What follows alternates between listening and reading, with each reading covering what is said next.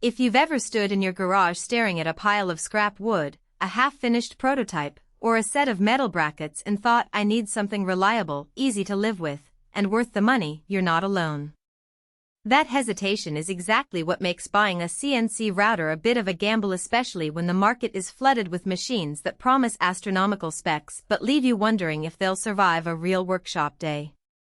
I've spent the past few weeks digging into the FoxAlien ZPro CNC router and its hybrid slot Spoilboard upgrade kit, combing through what the manufacturer says, watching unboxing videos, and reading the handful of buyer comments that actually exist. Link is in the description if you want to check the product details on Amazon. Let's start with the core question: what does this bundle actually give you? At its heart, the ZPro is a desktop-sized CNC router built around 4 closed-loop stepper motors, which are a step up from the open-loop motors you see on cheaper hobby kits.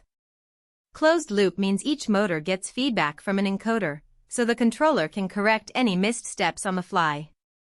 In practice, that translates to smoother cuts and less chance of the machine grinding to a halt mid-project, a common nightmare for anyone who's tried to carve a piece of hardwood only to have the router stall and ruin the workpiece.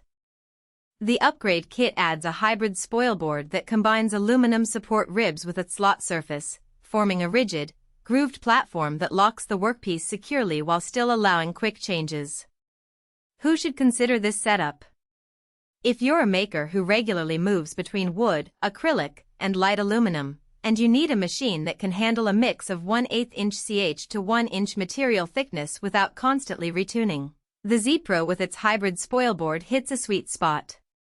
The rigidity of the aluminum ribs reduces flex, so you'll notice cleaner edges on dense hardwood that would otherwise chatter on a softer, all-plastic spoilboard. Likewise, the slot design lets you bolt clamps or fixtures directly into the work surface, which is a huge time saver if you're producing repeatable parts. Think CNC cut phone cases, decorative panels, or small batch metal brackets. On the other side of the equation, if you're looking for a machine that will run a full-time production line or cut thick hardwood sheets, think 2-inch panels for furniture, you'll probably hit the limits of this desktop-sized router. Its travel range, still modest compared to industrial rigs, means you'll need to split larger jobs into smaller segments, adding extra setup time. Also, the closed-loop stepper system is great for accuracy, but it still isn't a servo system. You won't get the same level of torque that a high-end CNC mill offers. So, for large-scale or heavy-duty metalwork, you'll likely outgrow the ZPro fairly quickly.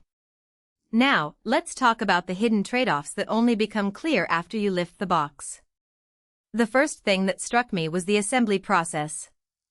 The kit arrives partially built, the router frame, the XY linear rails, and the controller are already bolted together, but you still have to mount the spoilboard and route the cables.